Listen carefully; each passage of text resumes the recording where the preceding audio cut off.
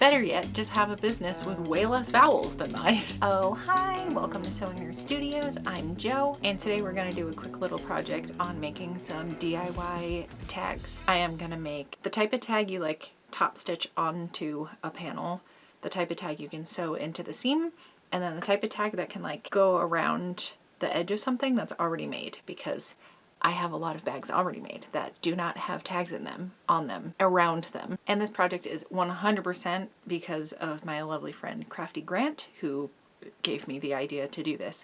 They did a version where they printed out iron-on transfer paper, which means you can do full color and everything. I'm sure you could stack the heat transfer vinyl, which is what I'm going to use. So it's just a slight twist on what they had shared with me, but I highly recommend going to check out their Twitch, and I will link to their YouTube below if you haven't watched them. They're one of my nearest and dearest crafty friends, so I highly recommend them. If you enjoy my stuff, you will certainly enjoy their stuff. Without further ado, here's what you need. I'm using a drawing program on my laptop to get the graphic that I'm going to be using. There are text options in Cricut Design Space itself. A bunch of them are free, or you could use MS Paint to draw out whatever you want. You do you. I am going to do both text and a pared down version of my logo to make it single color outline. JK, I did attempt to make my logo into a little design, but it was such a nightmare trying to weed it out. Maybe if I thicken the lines more and like adjust it differently. I don't necessarily want a beer mug on everything. I'd rather just have my business name. I'm okay with just the text, and maybe I can come up with like a non-beer related logo down the road, but that is super not priority on my radar. Just keep in mind this is going to be little itty bitty. Don't make it overly complicated, and just make sure it being like 3/4 of an inch tall or smaller, it's still going to be understandable. You can still communicate what it says to the person looking at it. I'm going to be using a couple different colors of heat transfer vinyl. It's no specific brand. I think some of this might be Cricut, but I know some of it is like Sizer brand, which is much cheaper. But when you're using this, you super have to remember to mirror your image, or else everything will come out backwards just because the way everything is applied. I have a Cricut. I know there are other die cutting machines. This is an Explore Air 1, which I think cost me $130 in 2019. I've used a Cricut for 5 years now, but I have had many frustrations with it too, so like I am not brand loyal. The material I'm attaching this to is just that basic cheap satin ribbon you can get at any craft store. I am gonna try this like grosgrain textured ribbon to see how it looks with the text on it. It may or may not work out. We'll see. I won't know till I experiment. Very happy with the test ones that I have done already on the black. I like the idea of having black tags with white text, but there are some other color schemes that I don't want that on. The coolest part about all of this is it's going to give me so much variety as far as the colors I can use. I'll tell you right now, the worst part for me is weeding out the things. That was actually my very first job when I was 13, because I was not legally allowed to be employed by anybody. I think unless you're working in agriculture, you can work at 13, but otherwise, at least in New England, you have to be 14, and I was not. So I was getting paid under the table, literally like a quarter per piece. It was 50 cents per piece, but then I was too efficient at it, so then they cut my pay in half. I was not technically supposed to be working anyway, so I didn't argue, but sorry, I was too good at my job, I guess. I digress. My job, they literally called me weed because my job was weeding out the negative space on vinyl decals for cars and street signs and stuff like that. I do dislike weeding out heat transfer vinyl more than probably any other material. There's not a lot of stability to the actual vinyl itself because it's meant to get ironed onto stuff. It's not meant to exist on its own. It makes sense. It doesn't have like a lot of structural integrity on its own. It's frustrating how pliable it is. I gave up trying to get the little bit of material inside the lowercase e. I picked my battles as far as which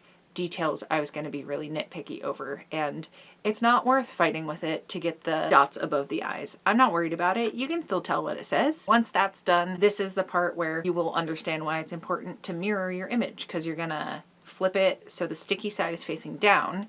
That way your text is facing the correct way, or your design, whatever, is facing the right direction. You can press a bit from that plastic side, but I have found much better success just going from the backside of the material you're ironing the heat transfer vinyl onto. Doing a quick press At least with the satin I am using, it really wants to marry into it. Not every fabric wants to take the heat transfer vinyl, so just do some tests before you commit to like some giant batch of things. I want a version I can top stitch onto like the inside lining of a bag. I want a little bit of room on either side, which I'll also need to melt down with a lighter or a candle or something so that it doesn't fray. But then that's done. We get a little single front-facing label. Because I want to do inseam tags as well, I'm gonna leave a little bit of space at one end, accounting for seam allowance, give a little bit of space for the fold in the ribbon, then do the other side. And then again, leave a little seam allowance on the other end. The thing with these two versions is you do have to put them in as you're making. For me, it's bags.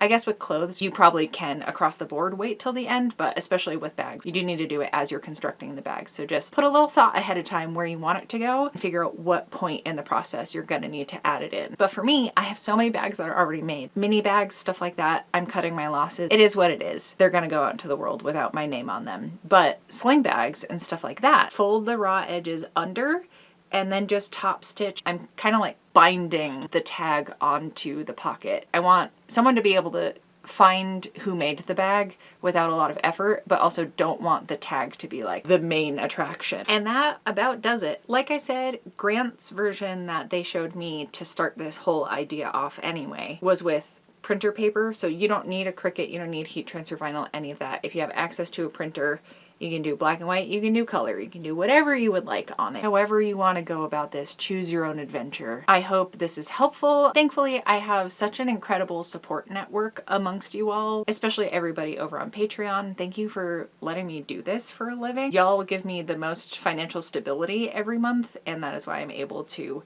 mess around with things and workshop and prototype and kind of experiment in here. Be a little bit of a sewing mad scientist. I know those of y'all that do support me and like specifically buy a bag because I made it, if someone asks you where you got it, you're gonna know that it came from me. And thankfully, I seem to have like my own design voice, I guess, in the things that I sell. So when I am at in-person markets, people recognize my stuff without me being there and without like my display being the same thing. They just know what my bags look like. And that is the coolest, especially if I've introduced a new style bag and someone can tell it's mine, that is the coolest. But that doesn't necessarily mean that they know my business name. If someone just impulsively buys something on their way by or is gifted something from me, they don't necessarily know that it's me that made it. Honestly, I think a huge part of me putting this off is that I was afraid to put my name on things because I was so convinced people are going to find out I'm a fraud. They're all going to fall apart and they're going to figure out that I'm a trash person making trash things. I am finally at a place mentally. I feel good about the stuff I'm making and I'm very proud of it, and I want people to be able to come to me if they like a certain style thing that I've made and they want their own version, want a matching one for their best friend or something like that. I want them to be able to find me if they want to. I'm finally at a place I want to take credit for the things that I have done, and that is often something I've been really afraid of. And you know, it's a journey. We're all growing and also growling. My stomach is protesting. I've done the thing where I got caught up in a project and forgot to eat, and it's like 1:30, so I'm gonna go do that. Please make sure you are nourishing yourself and also drink some water, and I will see you back here with another video next Friday. Thank you so much for hanging out.